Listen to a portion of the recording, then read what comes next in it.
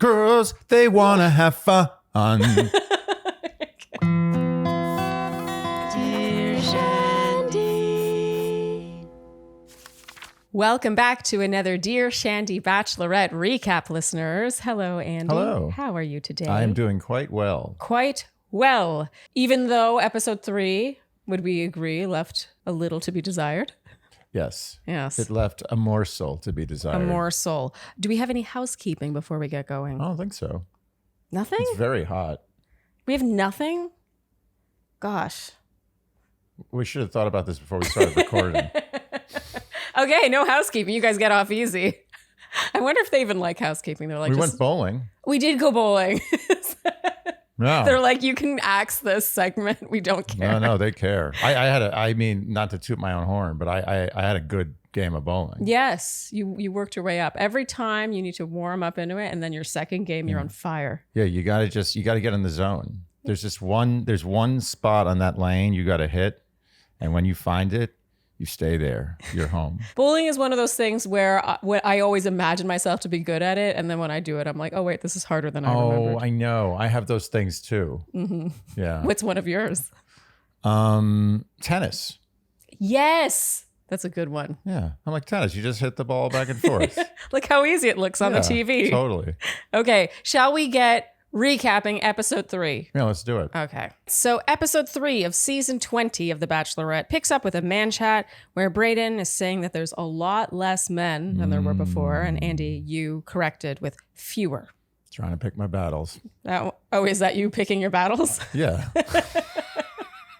It's a low bar for battle picking. Stake my flag Yeah. on the less fewer. That one always gets you. Yeah, I don't know why. Others don't.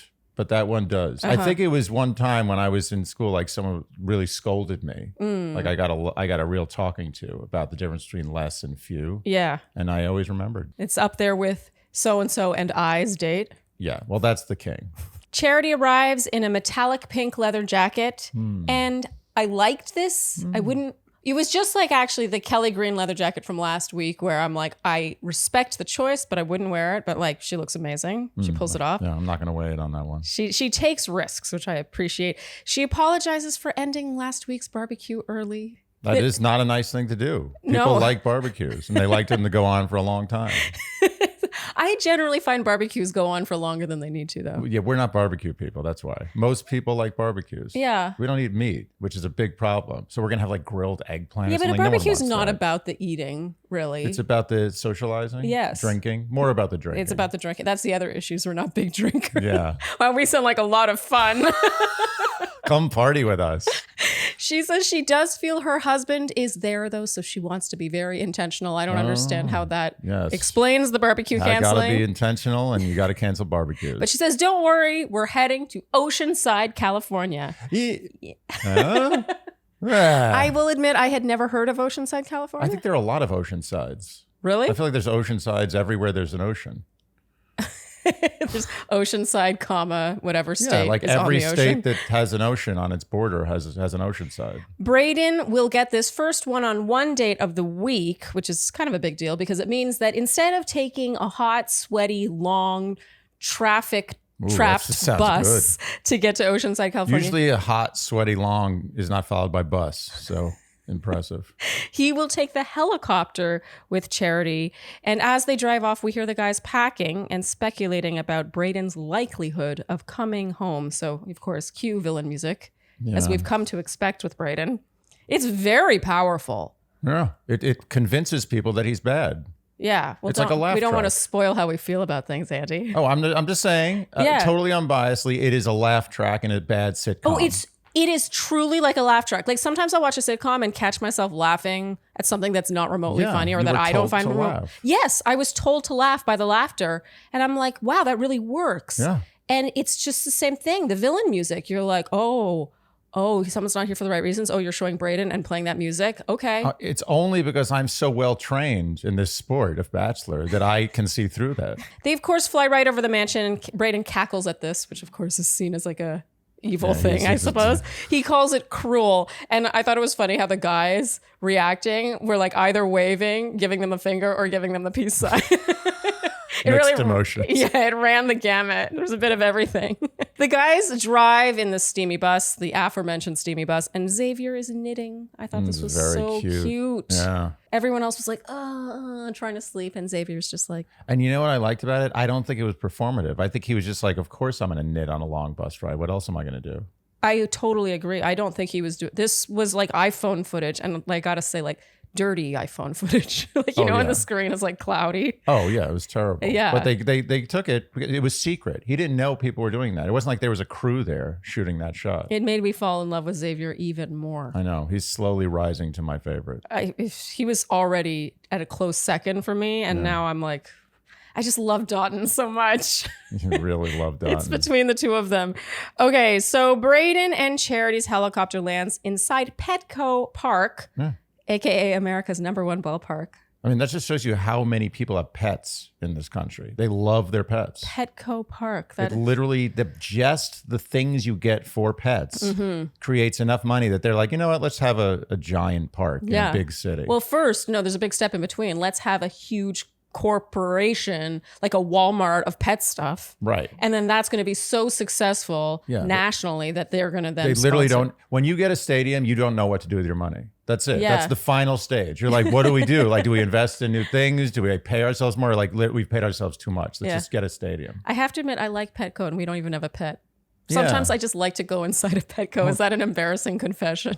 It is embarrassing, but it's also cute. I mean, I think we just love animals, and we need to get an animal. We do need to get an animal. I mean, I can't. We've get been the talking cat. about it a lot. Everyone who asks me why I don't have a cat, I can't get the cat. Yeah. Can't have a cat. No. It breaks my heart. But I think we may get a dog. Yeah, I've been chipping away at this for quite some time. And America's #1 ballpark, is that, like, who gets to claim that? Is that official? Who decided that? Well, that's the thing everyone gets away with. Every place, there's so many places that say we're the best, the #1 this, the #1 coffee, #1 pizza, and it's all lies. But it's all lies. It's all lies. But no one can come after them legally. Like, how can you prove? Like, what's the metric you're using? Is it the way people smile after they leave? Yeah. Is it the number of dollars you make? Is it the number of items you sell? I don't know. No one can argue that. #1 ballpark. That feels so American to me. America's #1, using the term #1 and then ballpark. Everything about that is American. But also, you know what else is American? Is someone's famous thing. Like some guy's famous thing. Oh, yeah. Like Pete's famous hot dog. Like, who said it's famous? Why is it famous? He said it's famous. I gotta trust him. I trust that more than #1. Because at least then you can be like, oh, as seen on TV kind of thing. It's like, oh, people talk about it. It's a thing. Famous is more of a bold statement. Like, you got to be somewhat known to say famous. #1, what does that even mean? You got a lot of confidence in famous things because I've had some so-and-so's famous thing and I'm not sure what it was famous for. I will admit, when I used to visit New York as a tourist with my family, like if you'd see so-and-so's famous deli, I'd be like, oh, it must be famous. Was it famous? I mean, did it taste famous? It didn't taste famous, but it looked famous. So in other words, you're proving my point is that it wasn't famous. I have to assume that because they are somewhat famous, they have the balls to say that they're famous. Oh, I think it's the opposite. I think because they're so not famous, they say if we say we're famous, people will think we're famous, and then maybe we'll become famous. Oh, I would just never do that. I know. You're Canadian. We're talking about America. In America, we lie. America. Okay. So they go inside this ballpark and they're given Padres jerseys. Padres? Okay. That's the name of the baseball team. I figured. And they play catch. And this was very cute. One of the throws hits Charity right in the face. I mean, that looked like it hurt. Yeah. It's a baseball, she right? was so cute about it. It was just like cartoonish. Yeah. And then she was like, no, I'm fine. I'm fine. It was these little moments. Like, I'm like, yeah, that's Charity. Yeah. It was so endearing. Yeah. In her ITM, she says, to think he considered leaving because of how foreign all of this is. I had to take note of this because last week we were led to believe that he was saying he was considering leaving because Charity had kissed other guys, and if she didn't say the right things, then his bags were packed and all that stuff. This reveals that it was in the context of how foreign it all is, which, by the way, is a very valid reason to consider leaving. Extremely valid. Yes. I just had to point that out because this already is a discrepancy between what we were shown last week. Yes. And now, anyway. So the guys arrive at their hotel in Oceanside and shout Charity off the balcony. And okay, I didn't need to say that because we're back on the date. Sometimes I read my own notes. I'm like, why did I write that? It's important, though. I'm very thorough. Yeah, you're good. Now everyone knows that the guys moved into their hotel. They need to know that. Well, what about the people not watching the show? They need to get a feel for what's happening. As the Time magazine article. The Time magazine. Yes, there are people who don't watch the show. So the people who don't watch the show, now you know the guys have moved into their house. As seen in Time. Okay, so Charity and Brayden sit and talk about how amazing this first date is. They kiss, and then there's silence. And Andy, you said, okay, time to talk about something serious. Mm-hmm. And they oblige. Brayden says he's struggling with feeling amazing with her, but then when they're apart, he's afraid the experience is too much. This is definitely the theme of Brayden, is him having doubts when they're apart. This happens, by the way, all the time with contestants, but I think it's not usually combined with a contestant who's as, I guess, flamboyant and really like extroverted and seems kind of like a party guy like Brayden. Yeah. And so it's construed in really the worst way possible, but it is not uncommon. We get this at least a couple times a season where a contestant's like, I'm great with you, but then when we're apart, I'm really struggling. But that's the most normal reaction. That's what people should be looking for. Yeah.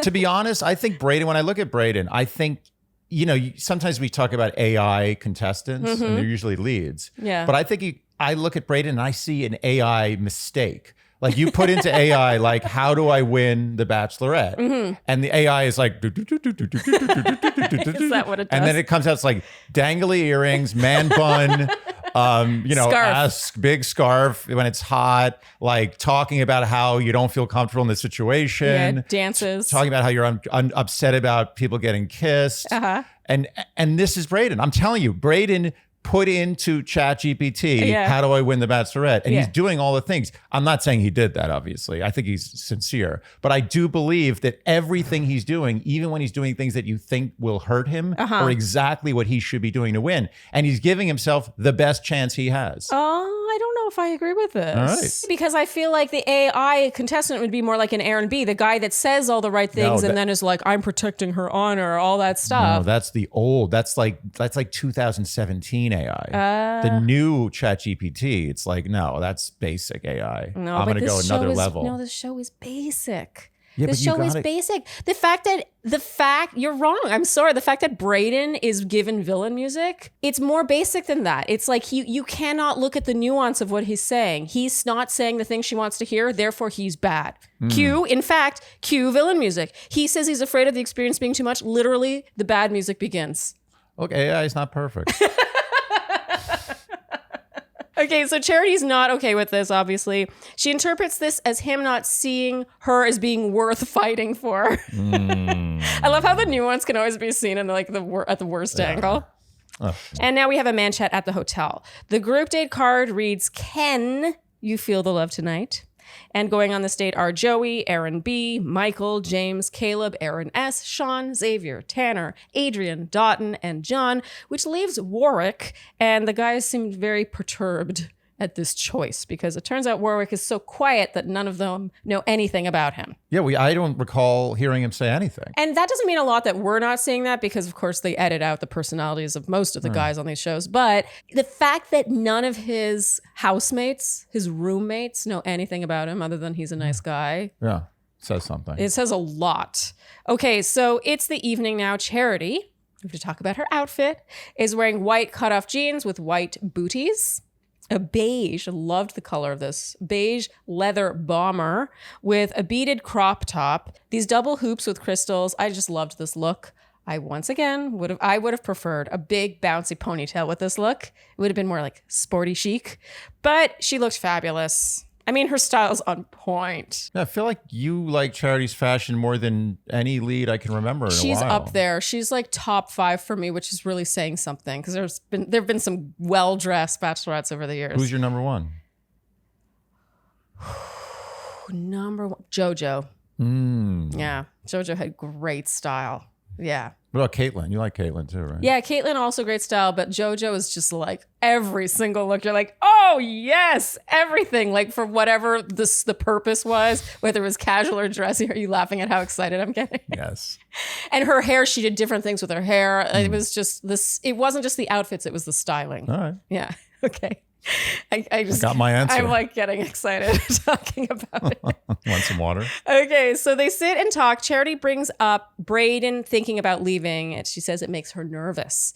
Brayden says he didn't leave, and it's scary. He's been in a relationship where he was cheated on, felt invalidated, and made to feel small. And he doesn't want to experience that. And this experience, meanwhile, forces him to walk back through that trauma every day. I thought this was interesting. Yeah. I don't think he's totally wrong. If you have issues with having been cheated on, you know, your trust obviously it really takes a hit. And in this case, you're expected to trust this person that you've really only just met. Yeah. More than the fact that they're kissing all these other people around you. Like if you're already struggling with trusting someone, then you're really testing that here. No, I agree. And I also think it shows that you're really in it if you feel that way. Because if you were just there for like a gag. Oh, I totally agree. Because I remember on my season being like, I should be more jealous than I am. And look, I'm not that jealous a person generally, but in the early stages, I think in that situation when you're not sure, you should be a little bit jealous. Like if you're like the fact that other girls would come back from the dates with Juan Pablo and I'd be like, oh yeah, you know, they've got a great connection. Like to me, that's a sign that maybe I'm not in this enough. I actually think the show is like the X Games of jealousy. Like you know, we talk in our Q&As a lot about how jealousy is not a good trait, but that's in like way different situations. That's where like you're walking down the street and you like maybe glance at a good looking person. Totally. I think it's like, what was that? Fear Factor, the old reality show? Yeah. It's called Fear Factor. Yeah. This is like, oh, you're afraid of snakes? Well, you're going to lock you in a pit that's totally dark, filled with snakes for like 3 hours. That's what The Bachelor is for people who have jealousy issues. She says he's putting so much pressure on himself, and he says he's going to push through for her. He writes, "You're worth trying for" on a baseball, gives it to her. She writes a novella on another ball, gives it to him. I feel like this was like a Naked Gun sketch. Oh, yeah. Where like he writes some cute little like 3-word thing, and then she writes like a page, and some other person comes over and it's like every little like white Moby part. Dick is on the baseball. Something about that felt like a microcosm of straight relationships. Actually. She's like, hold on, let me get a softball. No. Charity in her ITM says that he gave an honest answer. She doesn't need a perfect answer, and she gives him the rose. I'm sure causing groans all across America. Yeah, everyone's pissed. Care of. About to care of. Don't deny us all a jingle. It sounds like there's a jingle on the tip of your tongue. Oh, well, that's a big assumption. But if you must know, right. care of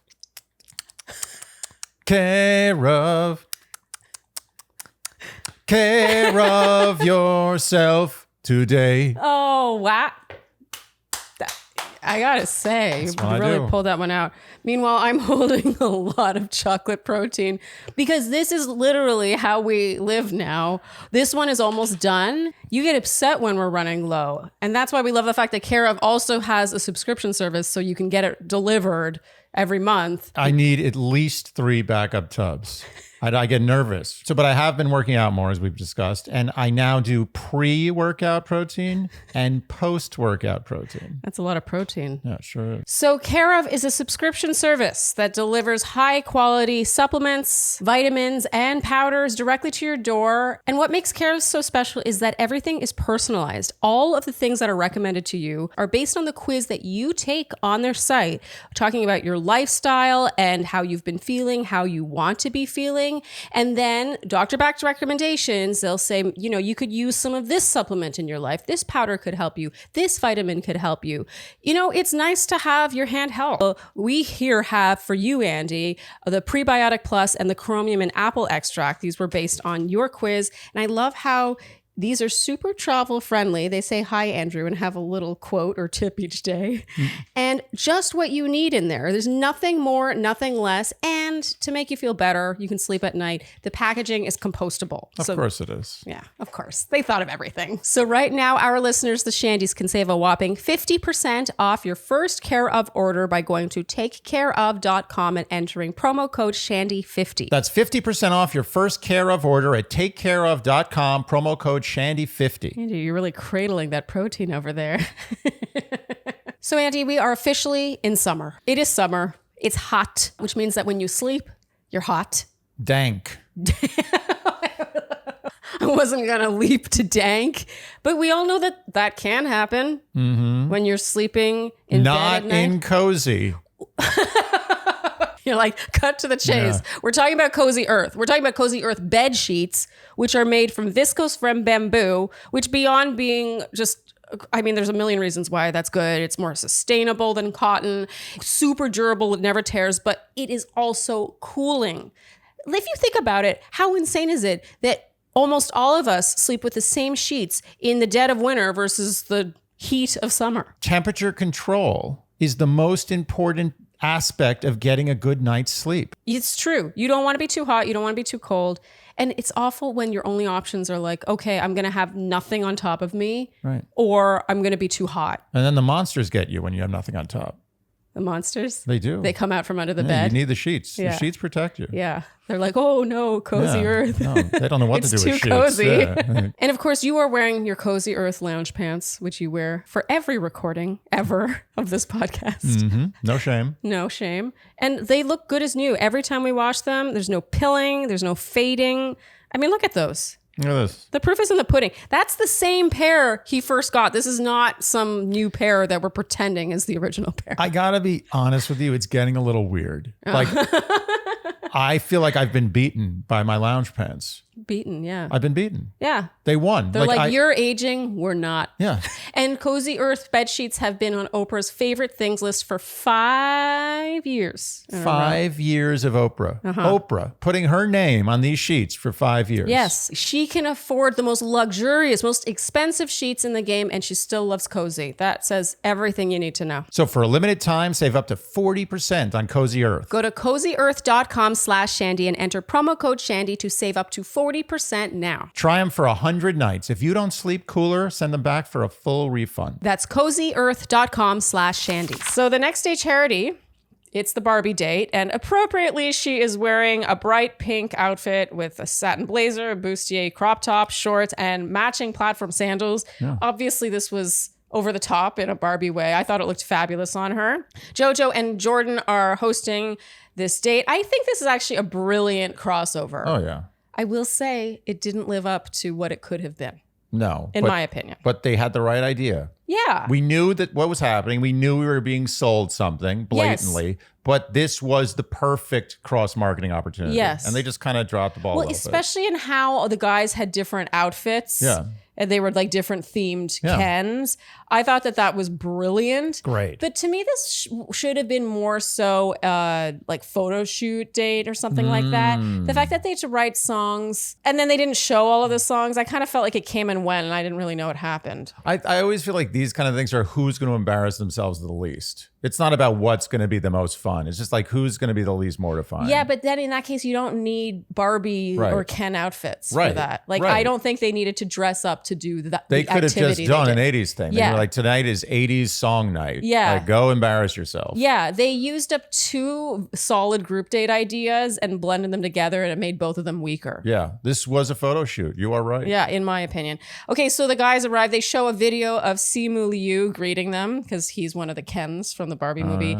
And he tells them all to put it out there because charity is worth it. He says, quote, "Charity, I'm rooting for you and hope you find everything that you're looking for." And Andy, you said, "But what you won't find is me in the same room." Yeah, he couldn't be bothered to show up. He's too big a star. Didn't get enough of the old grain. Isn't that funny that sometimes they can get these people? Yeah. Simu Liu, he's Yeah, they too tried big. again. They're like, how much is it going to be to get you in the actual shoot? He's like, you can't afford that. Do you think it came down to money? Because they all have to do press. Oh, I think it's always money. Like if they gave him the right amount of money, he could have been in the middle of shooting a scene for a new movie and be like, I'll fly there and I'll fly back. I'm thinking like that Top Gun remake where they had those two actors. One of them played a fairly major role in the movie. Yeah. Those guys, you're telling me that they were just given a paycheck to show up? Or do you think it's more likely that they have to do a certain amount of press for the movie they're in and they get to say, you know, one of the opportunities is this crossover with The Bachelorette, and one of them's probably like, oh, like I'll do that one. Sure, I'll do that. Yeah, you know, that's interesting. I don't know the answer to that. Now that I'm thinking about it, maybe it's in their best interest to come on The Bachelor. 100%. It's in their best interest to promote the movie that they're in. It may be because they felt that the numbers aren't there anymore. They felt that wasn't worth it. Oh my God. Which makes me sad. This is the canary in the coal mine. Yeah. This is the canary in the coal mine. They couldn't get Simu. You know, Simu Lee was a big star though. I mean, he's not like... He's not Ryan Gosling. Cruise, yeah. I mean, he's big. He's big. In the moment, yeah. But he's not huge. And I think that they did the calculus and they were just like, it's not totally worth it. You give Bachelor 2014, 2012, we're there. We fly him in, private jet. Wow. But I don't think it's, I mean, look, it's just all comes down to numbers. It all comes down to dollars. Brutal. Okay, so the guys have to put on their Ken-themed outfits and rewrite the lyrics to Girls Just Want to Have Fun as a love song for Charity. And like I said, I just thought this was trying to do too many things. Yeah. Like the outfits were totally lost by the fact that they then had to go sing off key in front of an audience. They were trying to do too many things at once. So the prize is one-on-one time with Charity, you know, a little bit of time between. This never looks like just a desirable prize to me. No. It always feels forced and like a throwaway. Yeah. If you get the whole evening like Joey did last week, that's different. I think you should win money and time with Charity.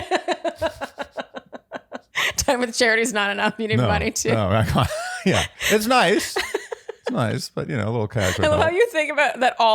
Everything to do with this show comes down to money. Like Simu Liu, they didn't pay enough. I think when it comes to really mortifying yourself, money helps. Yeah. Like if someone's like, you got to walk around, you know, in the street for 10 minutes totally naked. Yeah. Like I'm not doing that for a dare. I'm not 12. Yeah. Like show me the money. There's a price. There's a price that I would do that for. Yeah. Well, what's the price you would do it for? For me, exactly $250,000. So walk around how much naked? 10 minutes, walk around the city, just in the neighborhood, totally naked. And not, if anyone asks me questions like what's going on, I'm like, what's the problem? Like I can't say I'm doing it for money. Oh, I would really have a hard time with that. It's very hard, but is it not $250,000 hard? I mean, that's life-changing money. Yeah. I would prefer not to think about things like that. They stress me out. I know it stresses you out, but if someone comes to you with that offer and you turn it down, we're going to have a fight. Marriage ending. Yeah. Okay, so Dotun is astronaut Ken. He's totally tone deaf, but it's somehow adorable. James has really good pitch, actually. I was impressed. Because when you think about it, I hadn't really thought of it until I watched them trying to sing Girls Just Want to Have Fun. The melody is not given to you by the accompaniment. Right. And Girls Just Want to Have Fun. Like this is actually kind of a tough song if you're not a musician or musically inclined. I was trying, after you said that, I tried to sing it. And there are parts that are like really, there's like a lot of half note transitions where like, wake up in the middle of the night, my father says, what you gonna do with your life? Oh, daddy dear, you know I'm still number one. Oh, no, you're still number one. But girls, they want to have fun. That's the one. That's the hard note. Yeah, they all sort of found their way a bit more towards the chorus, but I actually think this is kind of a tricky song. I'm just giving them, you know, some grace. Oh, yeah. No, it's a hard one. Yeah, for the universal. You got to really focus. You can't be having fun. You can't be like, ah. Yeah. You got to be like, girls, they want to have fun. Caleb B seems to be a really decent singer, but even this, like, why don't they show more of this? Why? This is the fun stuff. Yeah. And it was just shown in a montage. We barely saw any like full performance except for Sean. Yeah. So Sean truly serenades Charity now, also off key, but he really makes eye contact. Charity loves eye contact. You know, I think it's easier if you have no pitch, I think it's easier to commit because you know it's a joke. Yeah. Like if you're close, that's the worst, is when you're really close and you're committing, then people are like, oh, dude. like for example, I'm going to do a guy who has almost good pitch, but not quite, who's trying. Okay. And you're going to see what I'm talking about. Okay, all right. This is going to be actually hard. This might be harder than singing like perfectly. Oh, this is going to be very difficult. I'm going to try it. Okay. Okay. I wake up in the middle of the night. My father says, what you gonna do with your life? Oh, daddy dear, you know I'm still number one, but girls, they wanna have fun. That was it. That was pretty That good. was terrible, right? Yeah. As opposed to this. Oh, I have to work. Now you have to be totally off key. Okay. Totally off key. I wake up in the middle of the night. My father says, what you gonna do with your life? Oh, daddy dear, you know you're still number one. wow. But girls, you wanna have fun. Yeah, no, good. I did it. No, I did it. What you just did is harder to do than one would think. I'm literally hyperventilating. so stressed out. Yeah, what you're doing is you're painting like Miro or Picasso. Like you're going to that childlike state before you learned. Oh my to God, paint.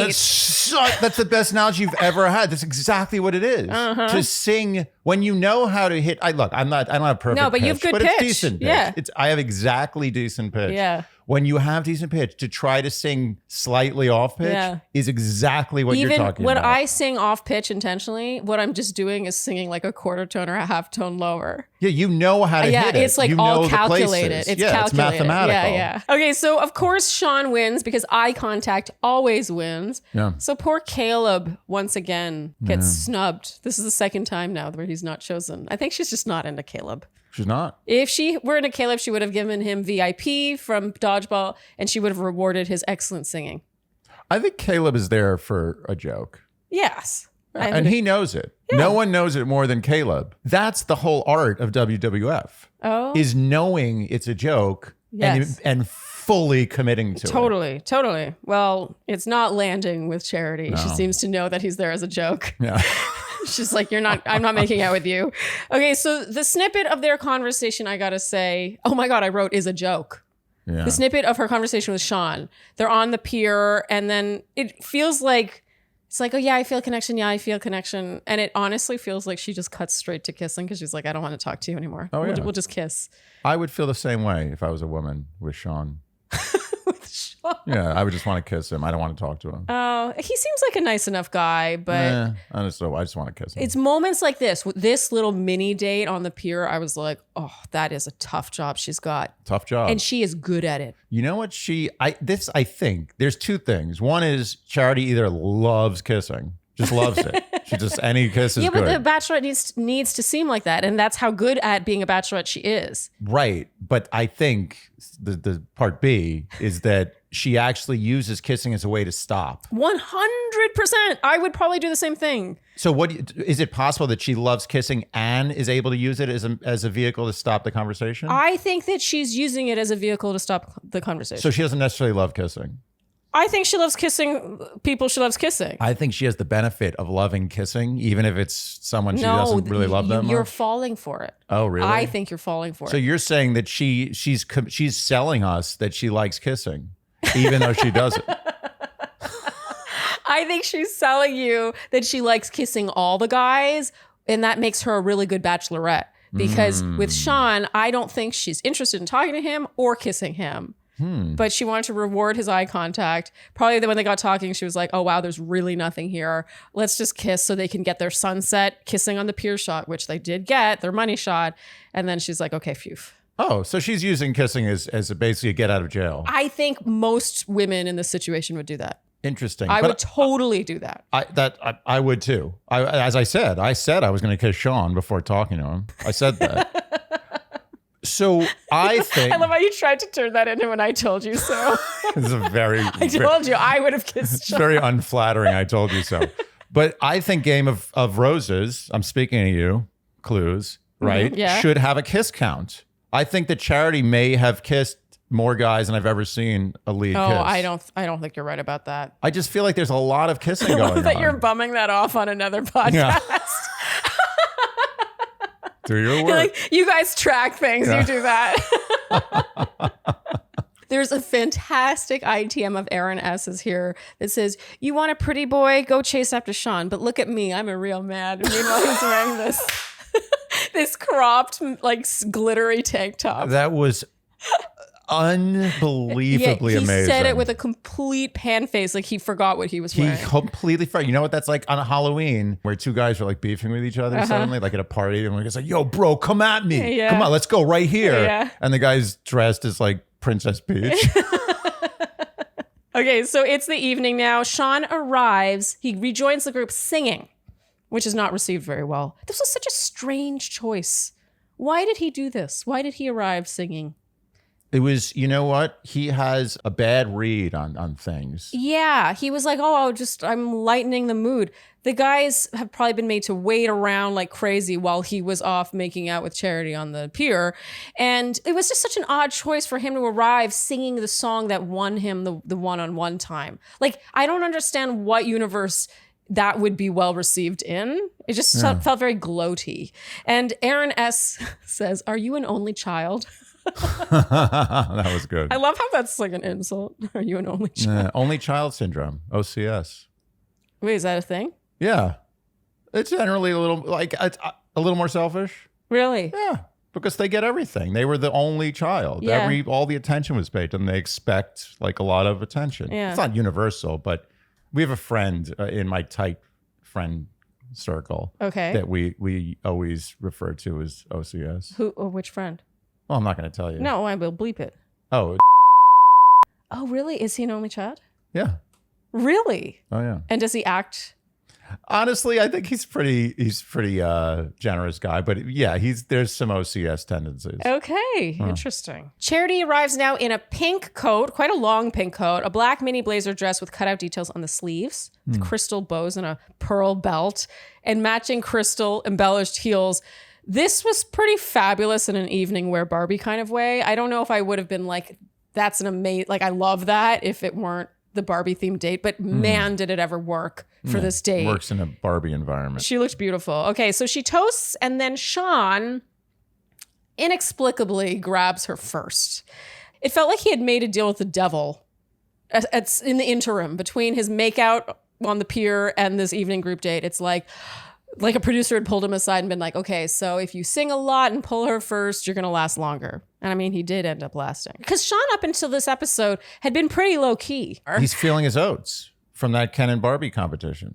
Oh, so you think feeling that his oats. You think he got a little puffed up, Yeah. he gained a little confidence, and it Absolutely. Wow. He's ready to go. Oh, okay, yeah. Yeah, and it's not going to be good.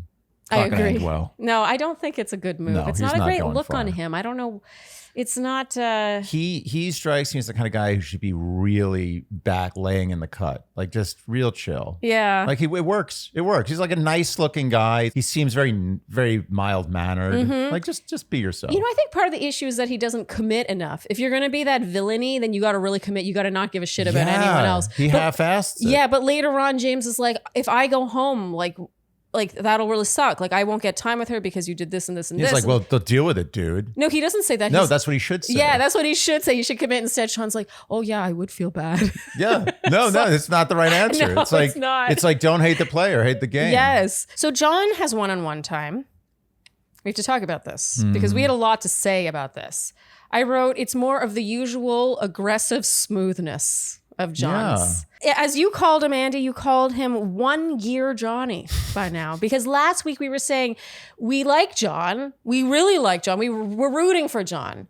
But sometimes, not sometimes, it's at this point all the time, it feels like John is just smooth and there's nothing else. That's it. And maybe he'll get his one-on-one. We know he's getting a one-on-one. Maybe then he'll reveal why he is the way he is.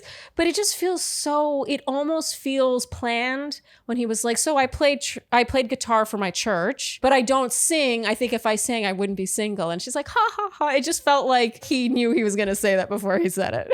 Totally. That's how it felt. And I don't want to malign John because I love John. And I don't want to be like, oh, because he's Asian, but it is rare that you see a guy really be a potential front runner who's Asian on this show. So I can't help myself. Yeah, okay? we're rooting for him. Yes. We want him to do well, but he's playing it too safe. He's being too controlled. You know what he is? He's the AI Bachelorette contestant. Yeah, he's like the 2017 No, AI. he's the 2023 AI Bachelorette contestant. It's John. Oh, you're right. It's You're not right. Aaron B. It's John. It's him. He stays out of the drama. He's smooth. He makes jokes. They're like kind of self-deprecating. Oh my God. And sometimes he lays down judgment, but it's very thinly veiled. Oh, yeah. He's like, oh, anyone who's here for spring break should really leave. Yeah. He doesn't, he plays the narrator role. Yeah. That's a good AI thing. Oh, yeah. You want to play a little narrator something. If you get the job of narrator, you're going far. Honestly, it was during this conversation that I really felt like he has a solid chance of Bachelor. Oh, yeah. And I am happy about it, but it's a little bittersweet because I would really love it to be because he's so authentic. And I'm not really getting that so far just because it does feel like one gear Johnny. Yeah. You're right. One gear Johnny. Anyway, I look forward to be proven wrong. I hope I am. Me too. And now we get Dotun. I thought this was really, really sweet. She takes him to her suite, her room, because she knows that he's struggling with all the cameras. And she's like, I wanted to take you to a place that's a little more like intimate. Nice. Very thoughtful. Yeah. And now Dotun says that in past relationships, he felt he was the one his partner was learning from, but he also wants to be someone who learns from his partner. He's saying things. He's saying things. Things. Yes. It felt so authentic. He's several gear Dotun. The worst nickname ever. Several gear. It's like that's an AI. Like you ask AI, you're like, think of the worst nickname possible. It's several gear. What's the most gears that can be had? Like 6 gears. I mean, I think a race car has like 10 gears. Really? Which always stresses me out. Like honestly in a 5-gear like standard car, I'm already super stressed. I think we can call him 10 gear Dotun. I don't know if several gear Dotun. 10 gears? No, let's take it easy. Like, he's not 10 gears. He's like 7 feet tall. He's like a 3-gear. He's like a bike. He's like those old, like 3 speeds. Okay. It's like the city bikes, 3 speeds. Okay. You got your unbelievably loose, your normal, and then so heavy that it hurts your thighs. Okay. Dotun says that watching Charity, she's such a competent person and he really wants to learn from her. She tears up at this. She doesn't get told that a lot. It touches her soul and they make out. And Andy, you said if she goes for quality, she's going for him. 100%. Charity in her ITM says that no one has talked about her in that way ever. Wow. And zero surprise, she ends up giving the group date rose to Dotun. Woo! It's a big day for us. Yeah. For us, it's about us. It's us. We finally made it. Yeah. All our hard work paid off. I mean, he was our number one. Yeah. Wait, no, he was. I jumped on that bandwagon. No, he was not my number one, but I saw him as a very strong dark horse. He was our number one. Like for us. Yes. We give him the rose. Yes. But we didn't necessarily think he was the number one on the show. Yes. But this conversation changed it. We weren't sure last week if he was the vibe for Charity. And this conversation, I was like, oh, it felt like home. It felt so adult. Oh, I say he's one of the great candidates? Yeah, contestants. Sorry. I am running for Bachelor. Okay, so the next day, it's Warwick's one-on-one. We hear the guys talking about just how shocking this is. It's evening only, which I got to say feels a bit like a throwaway. Whenever a one-on-one date is like only in the evening. Yeah, something wrong. Yeah, something's wrong. Something's amiss. If she really wanted to spend the whole day with him, she would. They take a limo to the Belmont Park Carnival, and they have it all to themselves. The most expression we ever get from Warwick is finding out that they have the park to themselves. Although in retrospect, I don't know why he was so excited because it turns out parks make him incredibly exhausted. Yeah. I mean, I kind of agree with him. Oh, 100% I agree. Yeah. But if you're on The Bachelorette, you should try to keep it together. That's the issue. Okay, so quickly they ride rides, blah, blah, blah. It becomes rapidly very apparent that they have nothing to say to each other. Charity takes issue with the fact that he doesn't scoop her ice cream for her. Yeah. Yeah. I guess, is that chivalry? I suppose maybe. Yeah, I mean, it's hard. Scooping ice cream, especially if it's really frozen, it's tough. Forearm You got ice a lot cream? of good forearm action. Yeah, totally. And well, the key really is to, dip it in the water. Oh, that's right. The hot water. It's I never knew amazing. what that was until most of my life. I was like, why are they dipping the thing in water? Why do they have to be so clean with the thing? And then I realized it's hot water and it goes through the ice cream. I don't even know if it's faster. hot water. Well, it's not cold. It's lower temperature than the ice cream. At dinner, it's basically an interview because Warwick doesn't say anything. She asks him about past relationships. He says he's been in 2 relationships and that they ended for whatever reason. Amazing specificity. I loved him. And you know what? I think he's telling the truth. I think they literally ended for exactly whatever reason. Yeah, and it says a lot about him that that's his takeaway. Yeah. I wonder if the exes would also word it that way. Yeah, they'd be like, he's right. I got nothing to add to that. Or they'd be like, he didn't say anything. Yeah, there's nothing. She asks what his best attribute is in relationships, and he says, I don't know. Good answer. And then she says, well, for example, I pride myself on being a good communicator. And he says, oh, yeah, I think a weakness of mine is communicating. Big reveal. Andy, you were dying throughout this whole conversation. Yeah. I like how she's teaching him how to have a conversation. It felt very educational. Yeah. Like he needed that. Yeah. He needed to be fed even what his bad trait was in relationships. How old is Warwick? Let's consult I'm trying our to malign his increasingly generation if I can. increasingly greasy legend. Oh, he's 27, construction manager. Huh. What is that? Older I than you can't would garner expect? anything from that. I don't know. It doesn't give me anything. It's a right down the middle. Exactly what I didn't want to age. hear. Yeah. Warwick says that he's reluctant to get in relationships because he doesn't have experience. I mean, what does that Warwick, even? what's he doing? What does that even mean? Does he know what show he's on? It felt like he was just dropped. Yeah, like on it's a this dare. Yeah. Like someone entered him into the Bachelorette thing. I don't know how that works. And then he just was like, "Oh shit, I actually got picked." Yes. And all his friends were psyched, but he was like, "Oh God, I don't know what to do with this." Totally. Charity says they're on different pages. She can't give him the rose, and he's like, "Okay." Yeah. Bye. He hops in the car, and when he's pressed by his producer about what happened, he's like, "Oh, we were just on 2 different pages." So he literally just oh my God, he parrots back what she said. Yeah, he didn't even have his own thoughts. He's We like, were on whatever different she pages. said. Yeah, we were on different pages. And then yawning, he said that they'd be wasting their time. And then the rest of his car ride is just him yawning and finally passing out. And his producer's like, Warwick? Hello?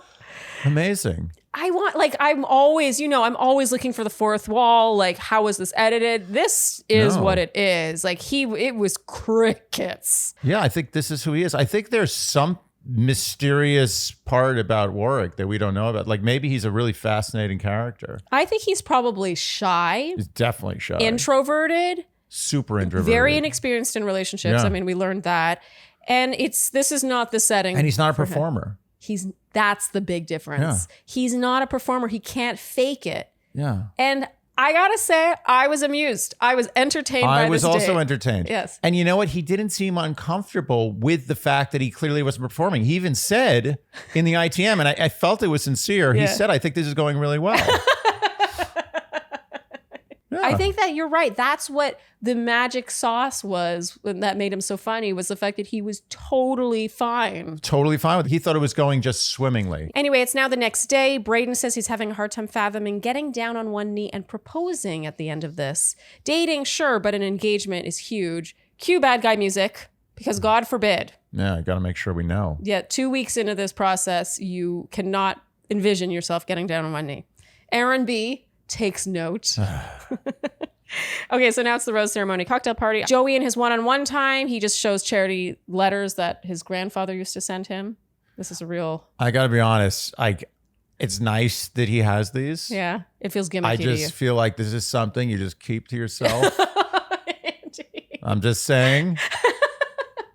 You find it gimmicky. Very gimmicky. I think he's exploiting the cuteness of his grandfather on national TV. I don't think it's necessary. I think he could have told her that in confidence. I mean, I gotta say I agree with you. I think that if you think about the number of minutes they've had together total, and Joey's had more than most, I think that you should still be able to have a conversation without pulling out props. It's props. I don't like props, prop comics, Yeah. prop anything. Unless it's like you're specifically going for the props. I'm not sure what thing you go to for props alone. Yeah. It's like he had to think. You have to think about it. He was like packing to go on the show and he's like, Yes. oh, I got to bring all my grandfather cards, but this is going to land hard.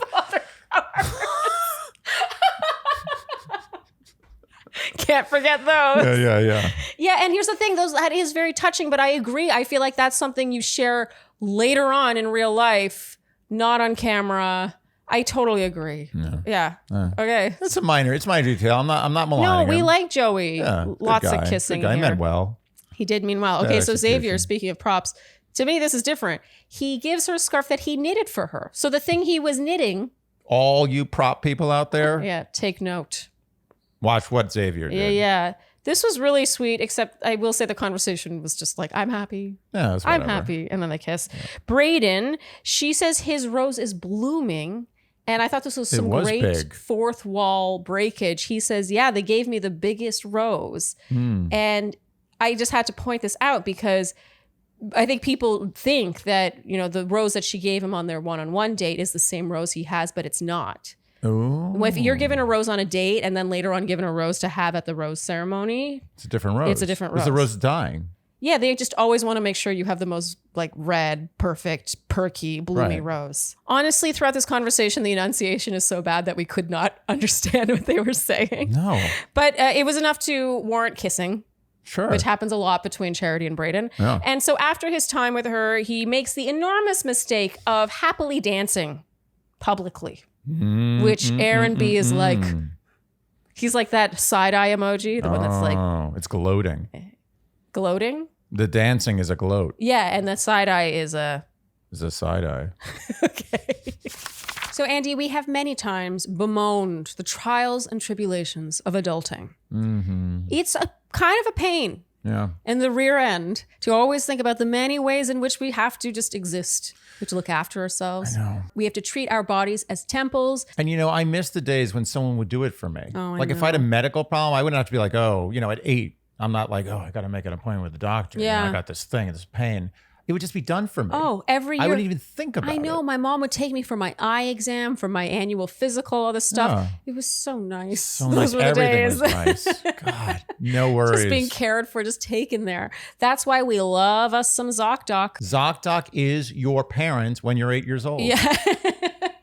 It really is. Even their dashboard is a place that tells you, hey, Andy, it's been a year since your last annual physical. And it's so specific. We have ways of organizing other aspects of our lives, but I feel like we're all just supposed to remember up here. Yeah. I love that in ZocDoc, it has it all in one place and it's very visually pleasing. It frees up space in your processor that can be doing other things. Yes. So beyond having an amazing dashboard that acts like your parent when you're 8 years old, ZocDoc is also a magnificent search engine that connects you with doctors in your area who accept your insurance, and you can filter, by the way, are available when you need them and treat almost every condition. And you're forgetting the most important thing is that you can search for doctors that have good reviews. Yes, you're right. I did forget that. Yeah. And that is very important. Yeah, if you care about the reviews of a restaurant you're going to, you should care about the reviews of a doctor. 100%. And the insurance thing cannot be overstated because,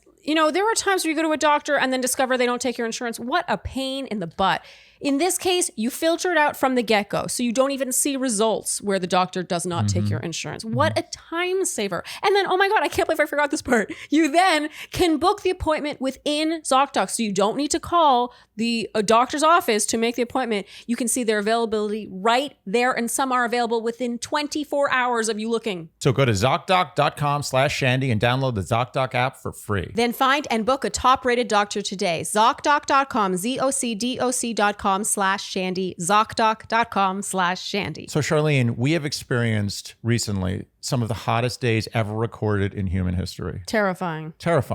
People are kind of like, I think, feeling helpless. They're like, I can't do anything. I'm just done. This is happening. It's over. But you know what we all can do very easily is things that make our actual life easier while helping the planet. And Earth Breeze is exactly that thing. Yeah, honestly, I think Earth Breeze is a star for being able to do both, because a lot of the times the thing that helps the planet will make your life less convenient. Pain in the ass. Yeah, Earth Breeze somehow, I don't know how they do this, they manage to do both, where you are making your life easier and doing something that instantly is better for the environment. Did you know, as it says right here, over 700 million plastic detergent jugs are discarded every year. And 91% of those end up in landfill. It's unbelievable. And that's almost entirely water for no reason. Meanwhile, Earth Breeze, look at this. This is their eco sheet. For our listeners, you've heard us talk about it before. It is an index card sized, it looks like a piece of paper, but it's actually laundry detergent, light as a feather.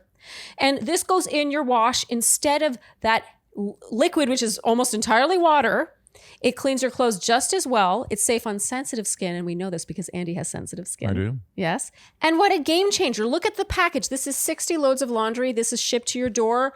You think this isn't making a difference on the trucks that are carrying it, in the mail, what they're getting shipped? Like, this is so small. And if you threw that away, let's say in a field, you come back a year later, that's soil. Yeah, it's biodegradable. I mean, doesn't that make you feel good?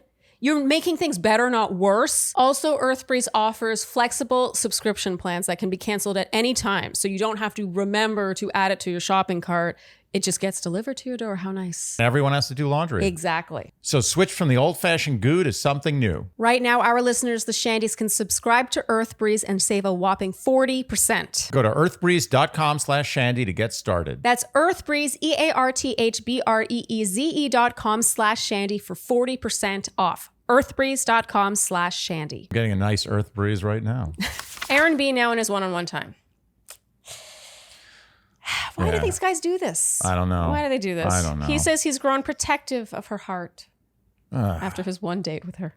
He says Brayden is not ready for an engagement and that he's unsure about her. He doesn't want to date someone who has dated 20 of his friends. That's what Brayden has said.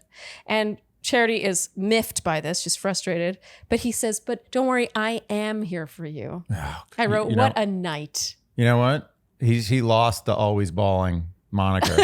You took that from him. Now it's always bullshitting. You know what this reminded me a bit of was like a guy who takes a girl to a horror movie, even though she's afraid of horror movies, just so she'll like cuddle up to him and he can like comfort her and stroke her. Yeah. Because this turned into her hugging him for support while he was like, I'll look after you.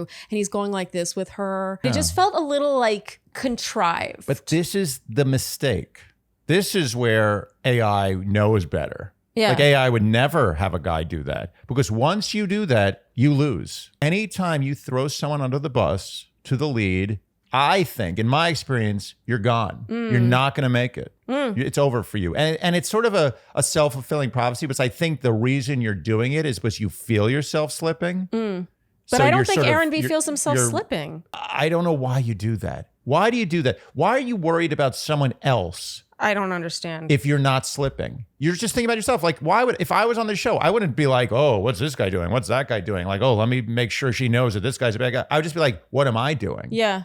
What am I doing the right things? I personally, I'm going to say it. I think it's manipulative to tell someone like under the pretense of protecting them something, to then be like, but don't worry, I'm here for the right reasons. And then later on, he even says to Brayden, I want to be her safe space.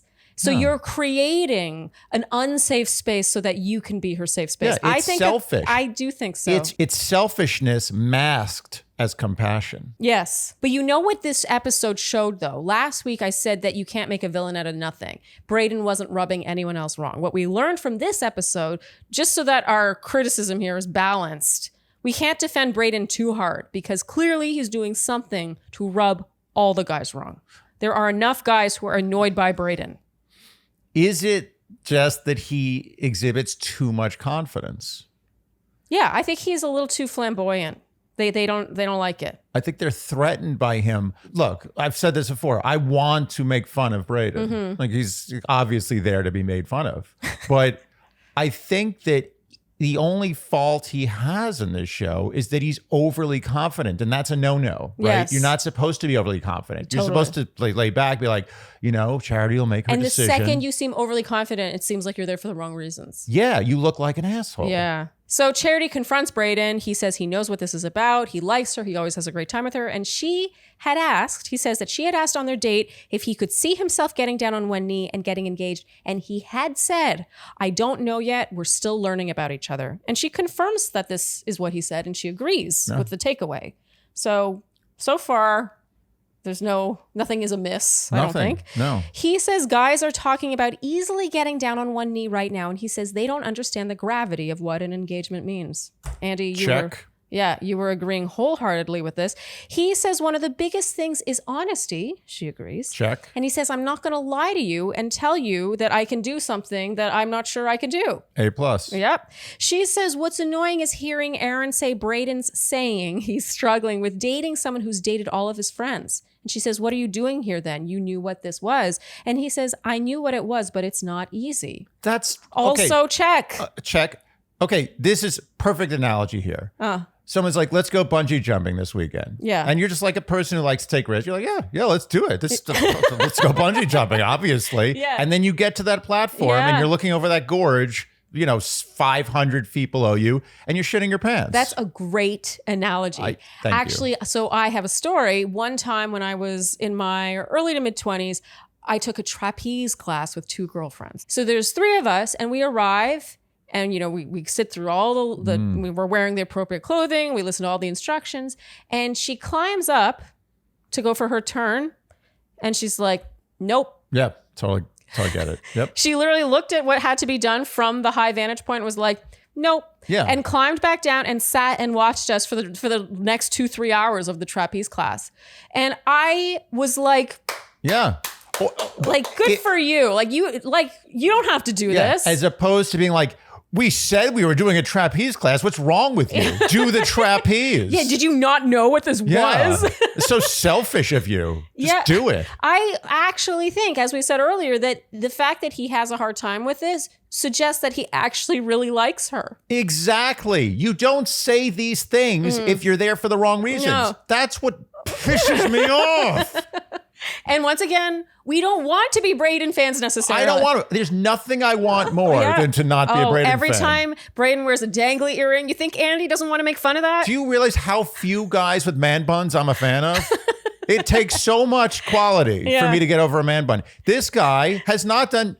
I have not seen I have not seen a felony yet. I've seen a couple of misdemeanors. He got a little bit, he jaywalked, he double parked. No big deal. Yeah, his greatest crime is being annoying.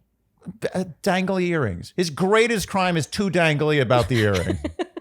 So the guys confront Aaron B now. Tanner says that hurt me because now she's going to tackle that. I love how they all know. It's only episode 3. Yeah. These poor guys. Yeah. I hate how this is being used in this way. Agreed. So early. Usually too early. Too early and twice in a row. This just happened last week. Yeah, they're desperate. They're desperate. They're like, we need drama. We need drama. We got to do this. It feels desperate. Yeah, let's let it grow. Let it organically evolve. There will be drama. There's going to be like 6 or 7 guys fighting for one woman. Let the drama happen. This feels like, I'm trying to think, maybe you can come up with an analogy of something that's dying and continues to do the thing that is killing itself. You want to know something kind of disgusting, but true? What? There's the reason why I've learned that insects don't feel pain. What? And that I no longer feel terrible about killing, like the lanternflies. We got a lot of lanternflies. Oh, those, yeah. Ooh. They're bad. Yeah. They cause like $1 billion of damage to crops and trees. They're terrible. They need to go. And I hate killing bugs. It gives me great pain. But I had the praying mantis on the deck a few seasons ago, and I watched this praying mantis eat bugs. And what I noticed is sometimes a bug would be eating something, like sort of eating like a piece of something on a flower, and the mantis would get it and start eating it. And it would literally, while it was eating it, the bug would still be eating the thing he was eating. Like he's not being paying attention. He's just like, I'm just finishing my meal. Yeah. Like he's being eaten in half. Wow. And that just shows it's just like a computer. It's like a robot. There's nothing there. There's no one at home. So you're comparing the Bachelor franchise. Yeah. There's no one at home. It's just a robot. It Yeah, will continue to use the same. I said last night when we were watching that it feels like their handbook of tricks is 3 pages. It's Yeah. 3 pages. It's like 3 tricks.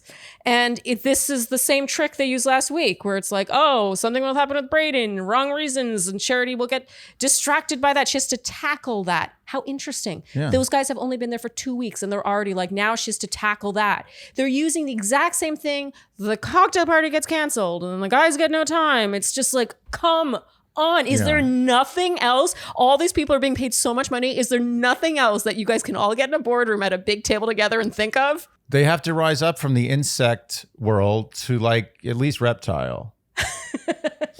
Reptiles, they know when things are bad. So right now, the praying mantis in that analogy is like Netflix and Hulu or I don't know, these other streaming networks with their own reality shows, their Love is Blind, yeah. their ultimatums, and they're sawing Bachelor in half. Yeah, but it's still eating. Like, it's like, oh, I'm enjoying this meal. What's the problem? Yeah. It doesn't matter. I'll be fine. I'm just going to lose half my body. So Tanner is telling Aaron B that Brayden's going to say what Charity wants to hear. And so it was all for nothing. Yeah. But I actually have to challenge that. Because Brayden doesn't tell Charity what she wants to hear. If he wanted to tell her what she wants to hear, he wouldn't have gotten himself in this situation in the first place. Yeah. He's telling her he's felt guilt over not being ready for an engagement. And she says, why do you feel guilt? And he says, because I know you want an engagement. He says, but I haven't met your family, or I've barely met your brother. You haven't met my family. To say all of that engagement stuff at this point in time, he says this, I think is to not take it seriously. I think that is more so taking this as a joke. I think, if anything, my hesitancies are more real than what anyone else is expressing. I mean, how is that him telling her what she wants to hear? I could not have articulated that better if I had 3 hours to prepare. I think to take Brayden and the way we're being fed him is to not think critically about what he's saying. The guys that are like, I'm ready for engagement, I'm ready for engagement. No, though you want an engagement with someone who only wants to propose to you, not someone who's just ready to propose to anyone.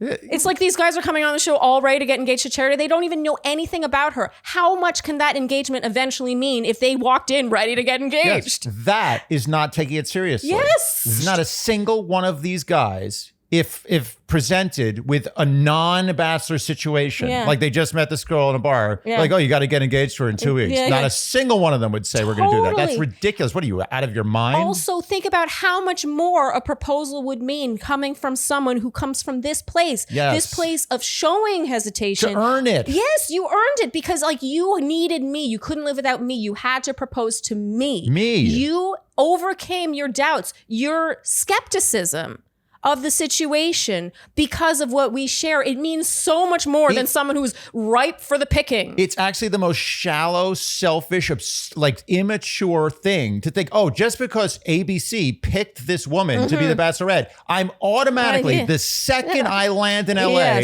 I'm ready to get engaged. Yes, 100%. Who would want to marry that person? No. I wouldn't want to be friends with that person. I gotta say, in this situation, I would want someone who's like, it's a little early, I'm not sure, but I'm really excited about you. I think we've got something special. I'm like, let's see what happens. Then someone who's like, I was ready yesterday. How bespoke can your feelings be if you were ready to get engaged yesterday? Do you know what I would feel if I was on the show and people like you, let's say you were a contestant, you were like, oh, I'm ready to get engaged. Like, I would feel like I was being used. Yes. Yes. Yeah. How can this not be the way everyone sees this? I feel like I'm going in crazy. We're changing a few people's minds. I'm fine. People are swayed by his dangly earrings and by his general slight obnoxiousness. He's a little annoying.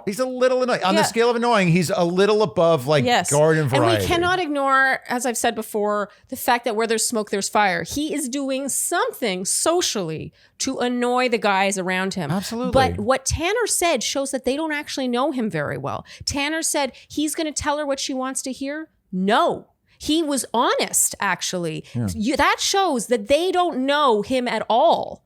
And that shows that they are misunderstanding his obnoxiousness as they're reading it as overconfidence. 100%. And don't forget, he got the first impression rose. So the target was on his back. And instead of most people get the first impression, they're like, you think I didn't do that? Sucking back into the bushes. Oh, I fully did that. I pulled a full-blown homer. You disappeared completely. You wouldn't even show up on camera when they demanded it. When I got the first impression rose, I'm like, I don't know why I got this. You were done. Like, can I go home? Why do I have this? Can I do the rest? Can I work at home for the rest of this season?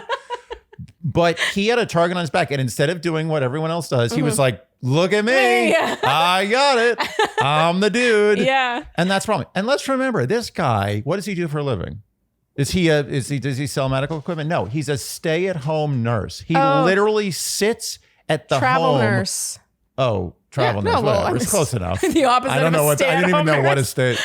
Yeah, I'm a little lost here. But he's a travel nurse. He goes and travels to be a nurse for people, I assume, in their home. I think some of those situations are pretty difficult. Like, this guy he's not a monster. He's committed his life to something that is very noble. Yeah. Oh my God. He's not Jinx. a bad, I mean. Yeah. Anyway, people are going to come at us again for not hating Brayden. I don't understand it. I want to. I want to have a reason to. Yeah. I haven't been given one. We're very passionate about it because look, if everyone was like, we love Brayden, we'd be like, oh, okay. Yeah. That kind of makes sense. Yeah, the more anti-Brayden people are, the more we feel the need to defend. It's very much like Thomas from Katie's season. Yeah, Thomas, I just still don't understand. Yeah. What were they hating on? Yeah. Because he said he wanted to be the Bachelor? Which he didn't even say. It was like squeezed out of him when he said it had crossed his mind. Like it crossed all of theirs, but they were like, no, I've never thought of that. And you know what would have made him a worse person? Is if he said, no, I never thought of that. Yes. That would have made him an insincere piece of shit. Which he's not. And in this situation, if Brayden just said what was expected of him, which is that, oh, I 100%, yes, I can get down on one knee, said all the things, then that would make him less sincere. Yes. I think we've made our point. Actions speak louder than words. It is more effortful. It is harder to say what he's saying than it is to say what everyone is expecting you to say and pressing you to say. Yeah, and honesty is not always rewarded with praise. No, it's actually not appreciated enough. No. Although I do think Charity appreciates it. I appreciate that Charity appreciates his honesty. As a matter of fact, I think Charity, despite going through all these kind of cliched motions of like, oh, I'm going to do this, or maybe I'm going to get rid of him, or I'm going to take his rose back. She's kind of doing that probably when she was pressured.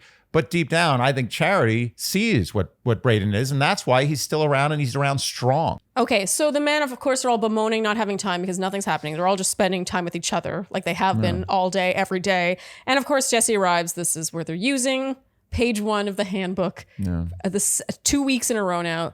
He says, Charity got news. She's upset. The cocktail party's canceled. Oh my God. Okay, so at this rose ceremony, the people going home are Aaron S., Adrian, and James. There's this big hype of, we thought there was going to possibly be a Brayden, can I speak with you for a second, where she might take away his rose. That didn't happen. No. It was all for show. You know why we knew that wasn't going to happen? Was they talked about it too much. You're right. One time they mentioned it. One time I was like, still don't know. 2 times I was like, probably not happening. 3 times, definitely not happening. You can't keep threatening something like that. No. It means it's not happening. Especially when the music starts rising. It's like,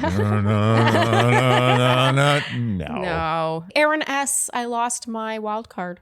Sorry. I think I'm the first to lose one. It's okay. We have to have a sound effect for that. Wah, wah. I'm down to 4. Okay, so credits now. This is Brayden and Charity in America's #1 ballpark. Yeah. She asks what he does when he's at home and no one else is around, and he says he'll make a cup of coffee and just sit on the toilet with it. Andy, you were upset that this was saved for credits and not put in the actual date. That should have been the date. That's what I want to see. That shows something. There's something different there. Yeah. That's who they really are. That's amusing. I want to watch a couple talk about random stuff. That's what we do. Isn't that why people watch our podcast? Yes. Like we're not sitting here talking about how much we love each other all the time. When I woke up this morning, I just looked in your eyes and it was so amazing to be with you. I cannot believe I found you. I just love being married to you every day. Right? Yes. And every day, like I wake up every day, I get to be with you again. It's amazing. I feel so connected with you. You're so beautiful. Yeah, you're beautiful inside and out. Everything I've ever been looking for. Oh my God. And I feel the same way about you. I want to meet your family. I want to have a family with you. I want to do everything with you. Isn't this amazing? Okay, so Andy, finally, you're a game. Brayden. Okay.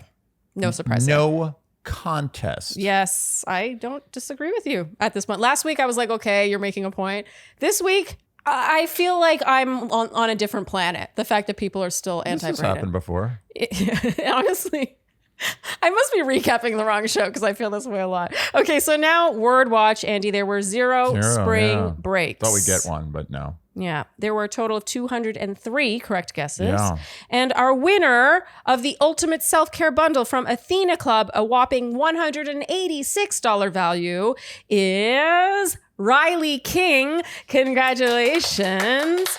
Please email us by this Friday at midnight to claim your prize. Very exciting. Yeah. That one was the first. It's a big prize. Yeah. And Andy, what would you say the Word Watch word or words is or are for next week? I'm going to go with the phrase. Mm-hmm. It's an oldie but a goodie.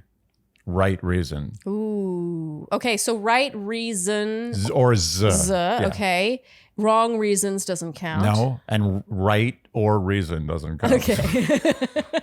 So right reason or right reasons. Correct. Okay, perfect.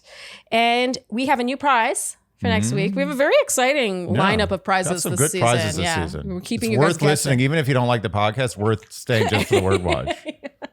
Well, you have a higher chance of winning. I know this is hard to win, but in terms of winning things, this is not a bad. It's not bad. I mean, you got it's like a something high hundreds to 1 chance of winning. Like when you play the lottery, you do you know what's amazing about the lottery? What? The value of the ticket. Like you're paying $2 for a lotto ticket. Yeah. You're like, oh, there's nothing. I might as well. Do you know that you're overpaying by like 800% for the real odds? Like a lotto ticket should cost like 20 cents. Wow. If you want the real, like if you're in a casino and you're betting, red, black on roulette, the value, it should be 20 cents for a lotto ticket. So you're getting ripped off at $2. Yeah. This is you're paying nothing, except you have to listen to us. It's a good value.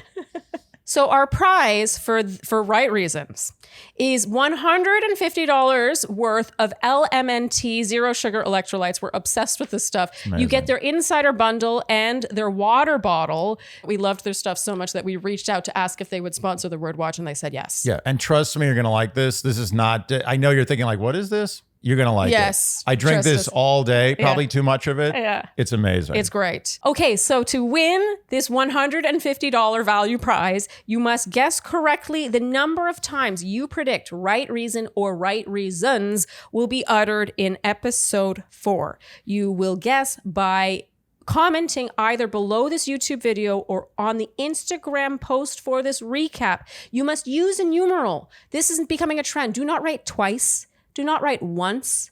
Do not write thrice.